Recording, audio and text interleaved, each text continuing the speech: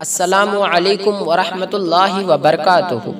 پیارے ناظرین، آج کا ہمارا موضوع ہے صدقہ جاریہ کیا ہے اور اس کی کتنی قسمیں ہیں۔ پیارے ناظرین، انسان جب تک اس دنیا میں رہتا ہے اس کی نیکیوں کا ذخیرہ جمع ہوتا رہتا ہے، لیکن جب وہ اس جہان فانی سے رخصت ہو جاتا ہے تو اس کا اعمال نامہ بند کر دیا جاتا ہے اور نیکیوں کا سلسلہ ختم ہو جاتا ہے۔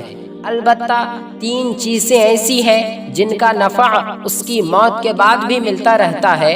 ابو داؤد شریف کی حدیث مبارکہ ہے، حضرت ابو ہریرہ رضی اللہ عنہ سے روایت ہے، ان ابی ہریرہ رضی اللہ عنہ ان رسول اللہ صلی اللہ علیہ وسلم قال اذا مات الانسان انقطع عنه عمله الا من 3: صدقة جاریہ او علم ينتفع به او ولد صالح يدعو له۔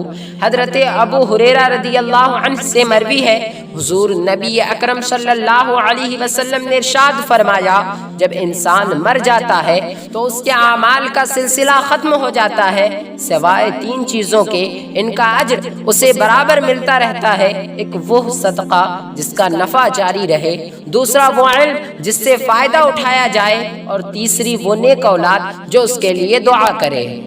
پیارے ناظرین، حضور اکرم صلی اللہ علیہ وسلم نے 3 چیزوں میں جس چیز کا پہلے ذکر فرمایا وہ چیز صدقہ جاریہ ہے۔ صدقہ جاریہ آخر ہے کیا؟ صدقہ جاریہ کسے کہتے ہیں؟ پیارے ناظرین، صدقہ جاریہ کی تعریف یہ ہے، وہ عمل جس کا نفع کبھی ختم نہ ہو اور لوگ اس سے نفع حاصل کرتے رہیں اور صدقہ کرنے والے کو ثواب ملتا رہے۔ مثلا کسی دینی ادارے کی تعمیر میں حصہ لیا، مسجد میں کام کروایا، کسی دارالعلوم میں قرآن و حدیث، فقہ و تفسیر کتب وقف کرا دی، راستہ بنوایا، مسافر خانہ وغیرہ تعمیر کروا دیا۔ ناظرین، آقا صلی اللہ علیہ وسلم نے دوسری جس چیز کا ذکر فرمایا وہ چیز علم نافع ہے۔ ایسا علم جس سے لوگ نفع حاصل کرے، اس عمل کا ثواب بھی موت کے بعد جاری رہتا ہے۔ مثلا قرآن مجید حفظ و ناظرہ کی تعلیم دینا، شریعت کے احکام کی تعلیم دینا، کسی کو نماز سکھانا، کسی کو عالم بنانا، دینی کتب لکھنا یا اپنے پیسے سے شائع کرانا وغیرہ۔ تو جب تک لوگ ان سے، ان کے شاگردوں سے، ان کی کتابوں سے فیض یاب ہوتے رہیں گے اور ان کے ذریعے علم پھیلتا رہے گا تو اس شخص کو ثواب ملتا رہے گا۔ پیارے ناظرین، تیسری جس چیز کا آقا دو جہاں صلی اللہ علیہ وسلم نے ذکر فرمایا وہ چیز نیک اولاد ہے۔ نیک اولاد کی دعا کا فائدہ بھی والدین کو موت کے بعد ملتا رہتا ہے۔ نیک اولاد کو نہ تو مال خرچ کرنا پڑتا ہے اور نہ ہی محنت کرنی پڑتی ہے، بلکہ بس دعا کرنی ہوتی ہے، اور اولاد کی ماں باپ کے لیے کی گئی دعا سے ماں باپ کو ثواب ملتا رہتا ہے، کیونکہ والدین ہی ہیں اولاد کو نیک بنانے کا سبب ہوتے ہیں، اس لیے کہ ان کی دعا کو صدقہ جاریہ میں شامل کر لیا گیا ہے۔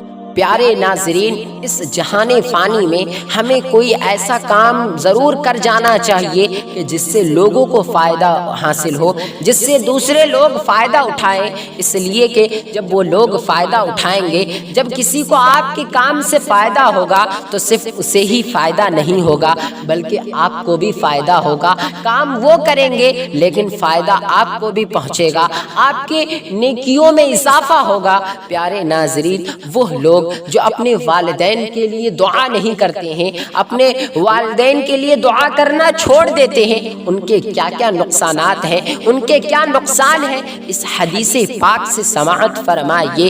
کنز الاعمال میں یہ حدیث درج ہے، حضور اکرم صلی اللہ علیہ وسلم نے ارشاد فرمایا، اذا ترک العبد الدعاء للوالدین فانہ ینقطع عنہ الرزق، کہ آدمی جب ماں باپ کے لیے دعا کرنا چھوڑ دیتا ہے تو اس کا رزق قطع ہو جاتا ہے۔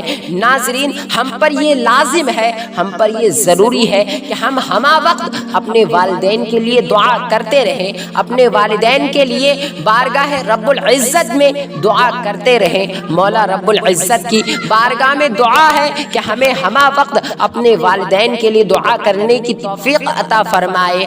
پیارے ناظرین، اگر ویڈیو اچھی لگی ہو تو لائک کر دیجئے اور شیئر کر دیجئے دیجئے، صدقہ جاریہ سمجھ کر اس پیغام کو دوسروں تک پہنچائے، تاکہ اس پیغام کو سن کر اگر کوئی انسان اچھے کام کرے تو اس کا فائدہ آپ کو بھی ملے۔ اور چینل کو سبسکرائب کر دیجئے۔ السلام علیکم ورحمۃ اللہ وبرکاتہ۔